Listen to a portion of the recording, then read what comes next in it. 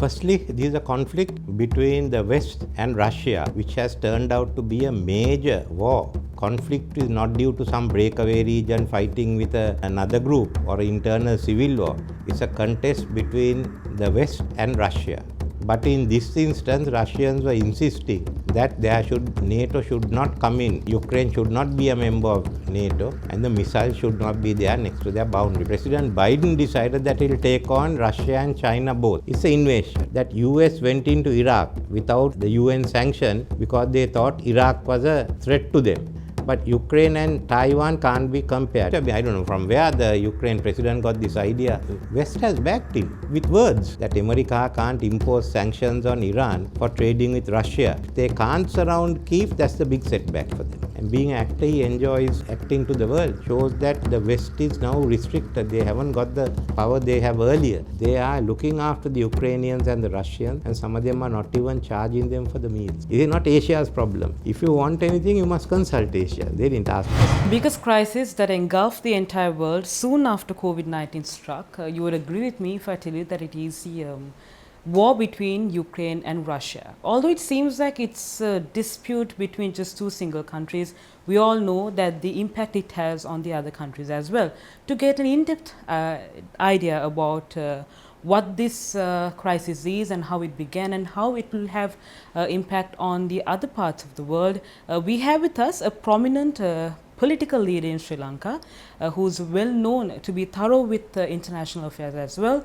That is the leader of the United National Party, Mr. Ranil Wickremesinghe. Thank you for agreeing to speak to News First about the crisis between Ukraine and Russia. Like I mentioned before, Mr. Wickremesinghe, although it seems like just two countries fighting, we all see everybody else wanted to have a certain part of the whole crisis. Where did this all begin? Well, firstly, there is a conflict between the West and Russia, which has turned out to be a major war in Europe. That is, Europe has not been able to uphold the order which they themselves crafted after 1989. It was a Western-centric political and economic system. So, in a Western-centric economic or a political system, you should be able to maintain peace in Europe. But they couldn't, and the conflict is not due to some breakaway region fighting with another group or internal civil war. It's a contest between the West and Russia. So this first brings into question the ability of the West now to keep ensure peace and security in its own backyard. Forget about the rest of the world. Ukraine itself was a part of Russia and the Soviet Union, which broke away. And there are still unresolved disputes, unlike in case of Belarus. So Crimea was the one area which was really Russian speaking, and Russians have gone and occupied Crimea. Some countries have accepted it, others are objecting it. They have also gone into some parts of Donbass. The previous presidents sort of did a balancing act between the West and Russia. But in this instance, Russians were insisting that NATO should not come in. Ukraine should not be a member of NATO, and the missiles should not be there next to their boundary, because they say it's aimed at Russia, which is correct, not anyone else. Mr. President Trump sort of made his peace and ensured there was no issues. President Obama had shifted his emphasis to Pacific, but President Biden decided that he will take on Russia and China both. So he's been pressing them on Ukraine and on Taiwan, hoping they can break them. But would this be different if Warsaw was in place? What? Warsaw, the military alliance that Russian countries. But that went off when the Soviet Union fell. No, it's a question of the policy. I think President Biden and especially Boris Johnson, of putting pressure both on Russia and on China, so that they can break and the Western primacy will be maintained. And to that extent, while they said they won't take Ukraine into the NATO, somehow they did not allow the Ukraine president to go and deal with President Putin. Nor did the man think that he should go there if he didn't, getting NATO support. So therefore, what happened was that President Putin decided he can't wait any longer, he can't have missiles coming in. So he went and invaded Ukraine. It's an invasion and nothing else. I am not an admirer of President Putin either. But he went in for the self-protection of Russia on this issue. This is why most of the world is silent. It is not a simple invasion. If that is a simple invasion, no, we can cut Russia off from everything. So now what's happened is the world, while West has rallied behind the Ukraine president and others, Asia and Africa are silent. And it shows that we do matter. Yeah, because without it can't swing one way or the other. Right. And our silence may work to the advantage of Russia in the long term. So can someone justify the acts of the Russian president? Because his explanation is that this is not something that I just did abruptly. I've been telling them for the longest time not to join hands with the West. So can someone justify what he is doing? I think that his concern is genuine. Whether he should have invaded is another question. I think he should have still tried his level best to put more pressure. But of course, there are 2 points that he says. As you said, I've been telling them and there has been no response. Other one, he justifies it on the basis that US went into Iraq without the UN sanction because they thought Iraq was a threat to them. So he's going on that principle. There are very little the US can do on that. The other is the new agreement, the joint statement between Russia and China, between the two presidents, which was issued during the Beijing Olympics, the 4th of February statement. It sort of upgraded the friendship treaty between them. It became a what they call friendship without limits and without conditions. Unconditional. Yes, yeah. And both have committed to support each other in looking after their co-interests. So Ukraine is one, Taiwan is another. So that I would say is the background. So China has openly pledged allegiance to Russia. Well, they have said there should not be aggression, but they say it's due to the NATO. So they are asking everyone to remain calm except for Taiwan, because there were talks about China wanting to Actually, I think what's happened is that the policy of pressurizing Russia on Ukraine and China on Taiwan has completely broken off. But Ukraine and Taiwan can't be compared. Ukraine is an independent country recognized by Russia. Taiwan is a part of China, and that's what all of us recognize. And the KMT in Taiwan, one of the major, the Kuomintang, one of the two main parties, it's only the Taiwan Progressive Democrats who treat it as a separate country altogether. So this is the issue. But one of the reasons is that China has a lot of firepower on the Taiwan Straits. It's not possible for the US to come in. So US has been trying to balance out in other areas with the Quad. But I think this was a mistake to have encouraged Ukraine to resist. Now that you mentioned Quad, Mr. Wickremesinghe, when the previous Quad meeting was held in Australia, US State Secretary Anthony Blinken was very adamant that Russia will be invading Ukraine. Although the Russian president kept on denying it, it's almost as if they knew this was going to happen. So do you think that they deliberately pushed Russia to enter into... No, Russia was carrying out plans. And I think Russia may have leaked out some of them also. But though they were talking, they were not expecting it. They had only thought of putting sanctions on Russia, and that's not working now. Russia is going ahead. The sanctions hasn't made a difference. Russia can hold out for about 2-3 months. They have always been saying this, but then they should at that stage told Ukraine, look, we can't protect you. Go there, because it didn't matter to them where the missiles are. They need not have gone to Ukraine. Instead, they gave hope, and the Ukrainian president... Well, there seems to be, I don't know from where the Ukraine president got this idea. Now all of a sudden he wants planes and he wants sanctions, he wants a no-fly zone. I don't know what happened in the discussions between the West and this. But it seems like he is not getting anything out of the agreement he had with the West, because he kept on saying that the West is backing him and that Yes, sanctions were imposed, but then sanctions aren't enough now. Now he is... West has backed him with words and also with missiles, Stinger missiles and javelins to take on aircrafts and tanks. It has had some success, but you know, when a big army keeps moving forward, that alone won't be enough. It's they are fighting in small squads. So that may be all right at the moment, but I don't think it can hold if there's a offensive. It didn't hold down in the southern Ukraine, where they've taken over the whole coast and the industrial area.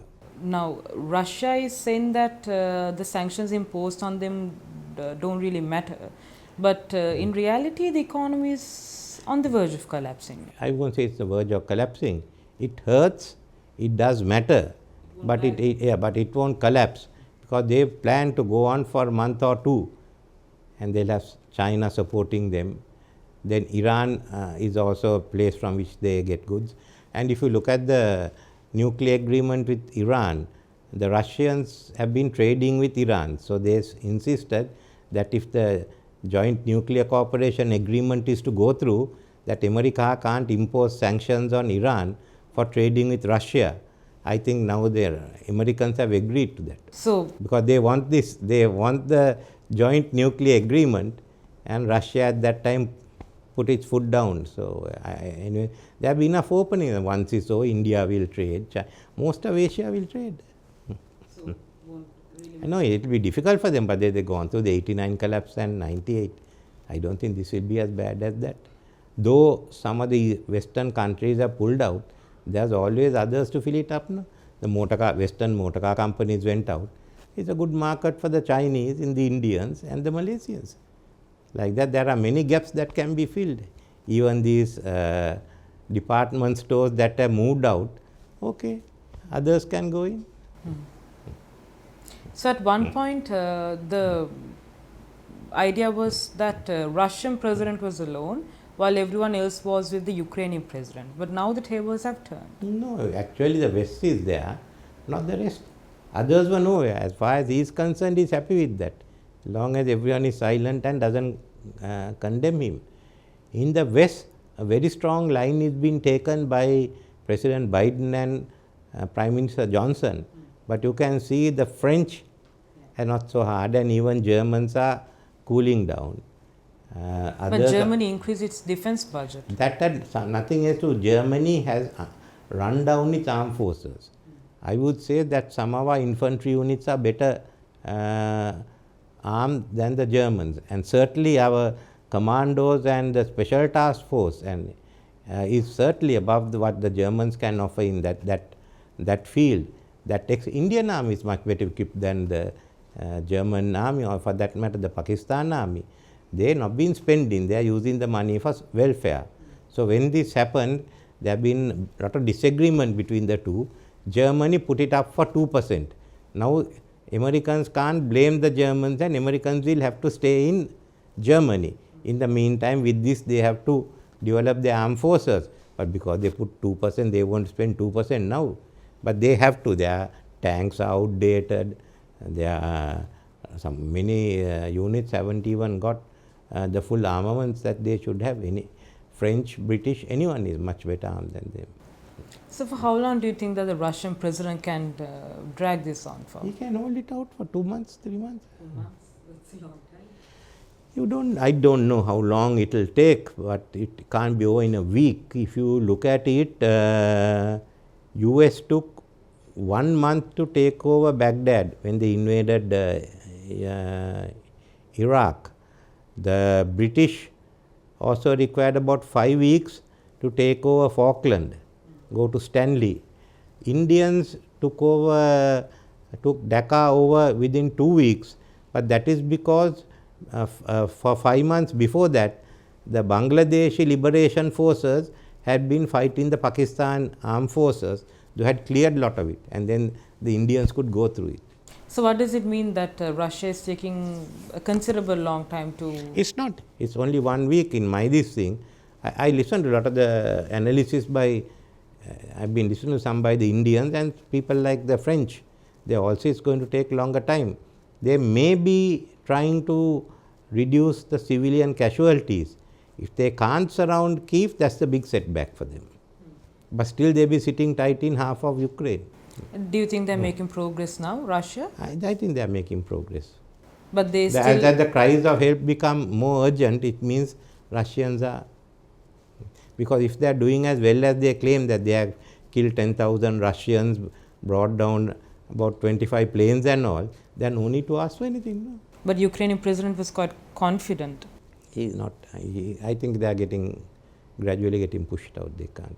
So was this Russian army, as I said earlier, the one that tore off the Hitler's army, Hitler's defeat was due to Russians. Their general, their leadership is also good. I mean, World War II, some of the best generals, Zhukov and others, came from Russia. And no one to really match him in the whole war. Do you think that the Ukrainian president underestimated Russia? Not Or only- his way of responding was No, I think he just made a mess of it. What is the president's first duty? To safeguard his country or the territory that is left to him. He sort of thought he can face all this, and being an actor, he enjoys acting to the world. But the problem is, the day this is over, his countrymen is going to question him and ask, what have you done? How will the United Nations Human Rights Council will have an impact on? They can't have impact on war. No? But there are resolutions being passed, agendas being moved. No, they want to take it. No, UN General Assembly passed a resolution, but it's non-binding. And a lot of people who have been silent supported it because they are also hedging it. Others like Sri Lanka abstained. Security Council, they couldn't get the measure through. Because Russia had the veto power. Yeah, and also either the 3 Asian countries didn't vote. Human Rights Council is not there. It has to ensure when countries are, it's not for a war situation. I would disagree there that you can't do for a war situation. How will the rest of the world have an impact on this, Mr. Wickremesinghe? No, the rest of the world being silent shows that the West is now restricted. They haven't got the power they have earlier. That's why I say world peace no longer can be done by the West. Asia has to get together. But we have a responsibility to maintain world peace. This is the order, the Western order has not been able to maintain Western peace. They've got into a conflict. You just can see, you look at the statements that some of them are making, like President Biden, others. Mr. Blinken has said, we are with Ukraine now, we are with them short term, medium term, long term. So that virtually puts you in there. No? So if they can't do it, it is like a policeman becoming a party to the dispute, then someone else has to step in. So Asia now has to show that they have the capacity. I think it's up for China and India first to show this, and others also. But we've shown that we have to be reckoned with. You can't do it. We may not have aircraft carriers or missiles, but when it comes to this, we have to be reckoned, and that's the message I think unintentionally Asia has sent out to the world. So are we doing enough? Yeah, we are doing enough. The moment you have nothing to do except to keep our mouth shut. That's the best we Yeah, can. that's the best. What's the best case scenario? Where do you think this will? If they can come to some agreement and take off quickly, then the world economy can pick up. And Russians withdraw. Okay, let's say NATO won't come in, NATO missiles won't be there, Russia moves out, everyone guarantees Ukraine independence, leaving aside Crimea. I think Russia must then talk with Ukraine and sort out the areas in the Donbass that has been taken over and restore that part of the Black Sea coastline which they have now taken from Ukraine. But it is highly unlikely that Russian president will resort to something like that even after. He will do it on his conditions, which is he will want to see the present president and that whole group out of power. That would be one of the conditions. Yes, unsaid, but that will be a condition. What he calls denazification of Ukraine, that is those who were there wanted to go to war with him. So that depends. If you didn't go to war, you could have kept everyone there. You went to war and you have lost Ukraine. What should have the Ukrainian president done instead? He should have told the NATO, you are not protecting me, I'm going to take an agreement with Russia. This has been a Russian concern for a long time. It's not only a matter relating to President Putin alone. You know, Ukraine has sentimental value to Russians, so he can hold the people for some time. He must be doing his own propaganda because they have stopped any other news agency from coming in, except the Chinese. So they are doing the propaganda there. China has made a clear stance. It's No, unlike Chinese the other news is giving a lot of the Russian news. Yeah. Yeah. Because they have openly pledged allegiance to Russia. Not pledge allegiance. I think the bigger partner is China. Under this no limit friendship, they are helping each other. He tells China, no, if this fails, that means Taiwanese will also lose hope. And what does China achieve? Without fighting a war there, by funding the Russians, they have achieved their ends also. Chinese are clever. What about our country, Mr. Wickremesinghe? How will we be affected? No, this is a short-term issue. We've had earlier the price of fuel going up. We've had these shortages, but we had dollars. Now we haven't got dollars, we haven't got rupees. So we must tackle a basic issue. From time to time there can be world issues. Okay, that's a different matter. For instance, a very hot summer can put up petrol prices, or a very cold winter, because ACs have to be used. A cold winter especially, we send prices up. Those are things we have to deal with. If this is over within 3 months, I think it will come back to normal. Our real problem is when the petrol prices were down last year, we didn't pass the benefit to the consumer. So he's losing out at both ends, but that's due to government action. In Europe, they got the benefit of lower prices, so they can afford to take on the higher prices. Now an oil barrel is 130 US dollars. Yeah, 130. But Russia and Ukraine are very important to us in terms of exports for Ceylon tea and the imports of wheat. Yes, so wheat prices will go up. You can't send tea now to either of the countries. Russia would have taken except for the sanctions on Russia. And well, we gave too much emphasis for Ukraine tourists. We shouldn't have. If we waited a bit more, we should have got the Western European tourists who would have paid 100 plus. We got these guys at 70. But I must say one thing, I have been to some other places, small guest houses, all hotels, restaurants. They are looking after the Ukrainians and the Russians, and some of them are not even charging them for the meals.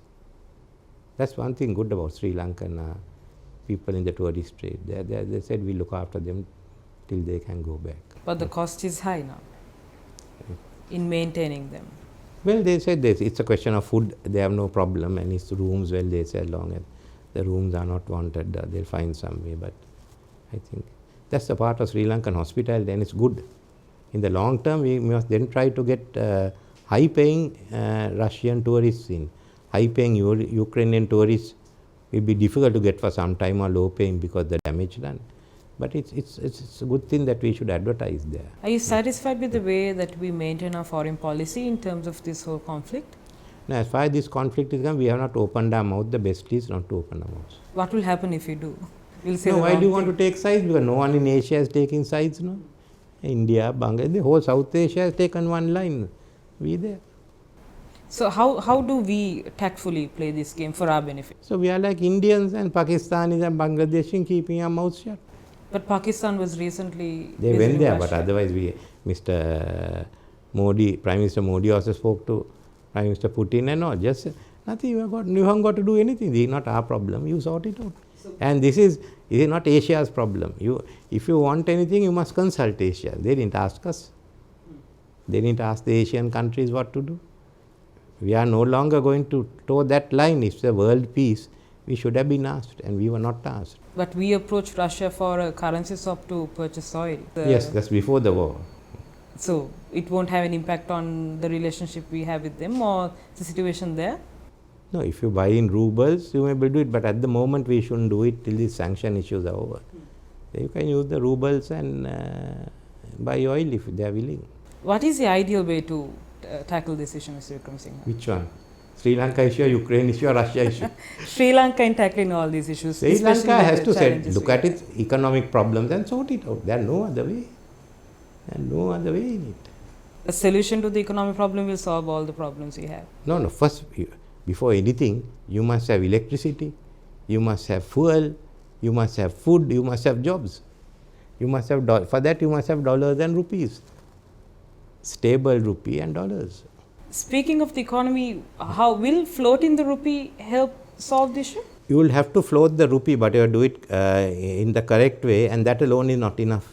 There has to be a lot of other measures to also support it. By itself, no. Just this morning, Financial Times had reported that the current Ukrainian crisis will have an impact on Sri Lanka, especially in terms of tea exports and the recovering tourism sector. Tea exports, I said yes, in the short term. Medium term, no. We are expecting that it's not a big this thing. That's not excuse of what is happening here. Tourism sector, but then we are getting low-paying tourists. And how many were coming? It will help us now to focus on high-paying tourists in Europe. That will. Yeah, these people are forced to take Ukrainian tourists, no? $70, $60. Thank you, Mr. Wickremesinghe, leader of the United National Party, for giving us an in-depth idea as to what this complicated issue is in very simple terms, and how Sri Lanka will have an impact from this, and what consequences we will have to face. We brought this special segment to you to create awareness about what is happening, because we know there's too much information out there and it could be quite overwhelming. So this is what Newsfirst decided to have a chat with Mr. Ranil Wickremesinghe. That's it from me today. I'm Azra Hassan for Newsfirst.